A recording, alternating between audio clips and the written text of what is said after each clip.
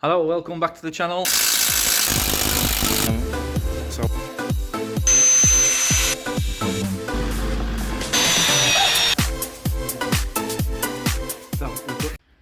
Hello everybody, welcome back.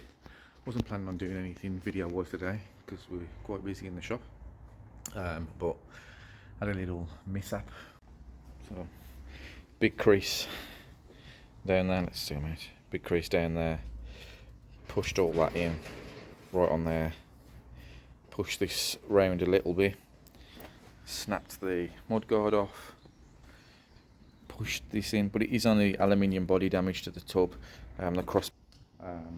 So today we've started getting it out. I started doing it off the camera because we've been busy on and off, so I've been running away from it into it, and hopefully I can start getting some of it on camera now. But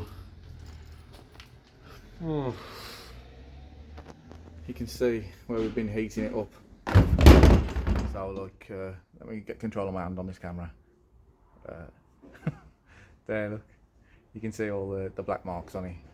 Now I know why weather people can't point at anything.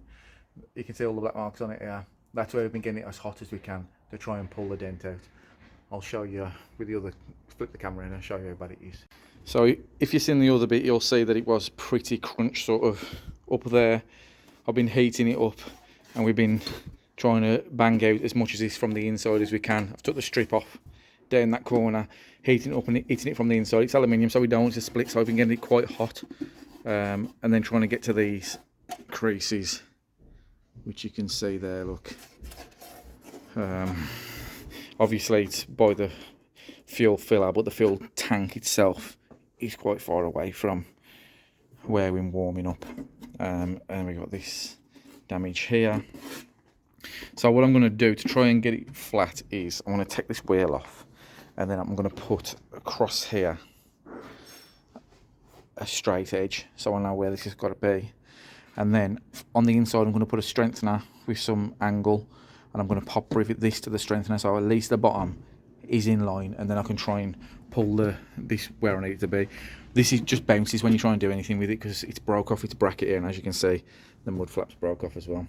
So bit of a nightmare. Last week was not a good week with everything breaking. The bongo and Spitfire was in bits, this was in bits. So the jag indicator I work, and I ordered a part for the jag indicator and it was a Canadian part, didn't work right.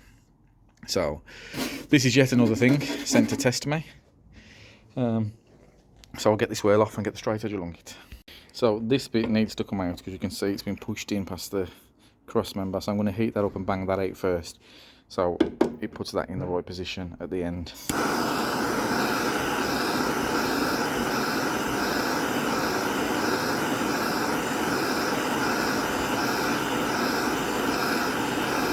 As you know, I was thinking of painting this anyway, so it's just giving me the reason I need to paint the whole car.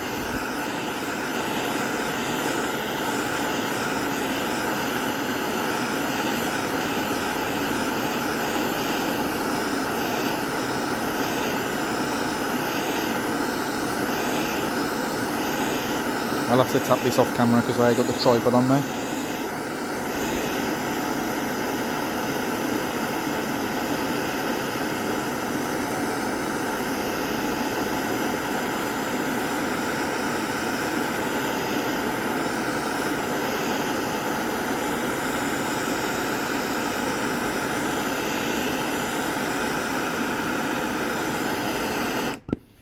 I'll tap that from behind now.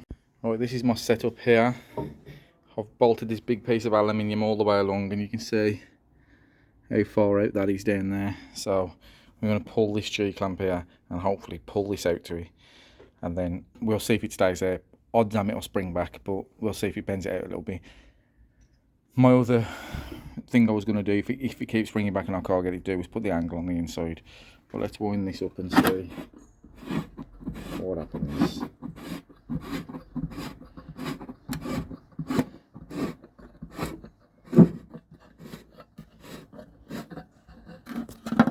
Closing the gap up a bit. I think I need to put it more on the actual dent, on the actual twisted bit up here. I can get it on the movie. Yeah? So far we've knocked this side of it. Oh, sorry.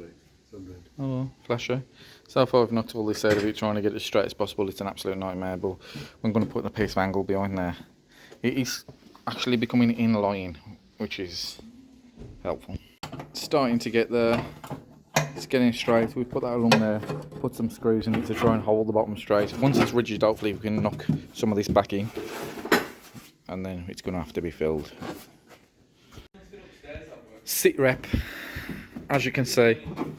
Now it's pretty straight down here now. This is pretty straight. It's all nice and solid and been rebuilt with angle around there. It's not looking great at the moment as cosmetic wise, but for the straightness it's looking pretty good. So this is going to be any sticky out bits are going to be knocked in, then we're going to fill it and we're going to paint it and we're going to have a party, backflip, all sorts of stuff. It's a bit of a mess at the moment, but put some filler on there.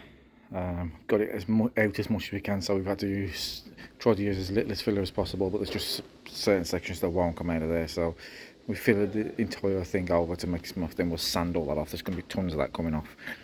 Sand it back as close to the body as possible and go from there. Right, as you can see there, it's been filled, and then that's just knife and putty to fill all the little imperfections. So that is it before paint. You can see the filling. The knife and putty has filled in all the little holes all over the place. There's still a little one there, but in all honesty I've had enough of filling it now. And it's not a car that's pristine, so I'll just want all the corner crunched in. So let's paint it and see what happens. Right, I couldn't find any primer, so I'm just going in with Rust-Oleum. This is the blue I painted it in before. A bit left in this can and I've got another almost full can. So I'm going to put this on it and see what happens.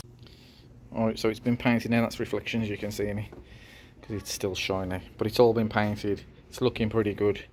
We'll clean the car and blend it in at some point. I was going to undercoat it primary, but I couldn't find no primer, so it's just had to have paint on it for now, so it seals the filler. We'll wait for that to dry, probably put another coat on it, and then it's back to where it was, thankfully, with not too much hassle.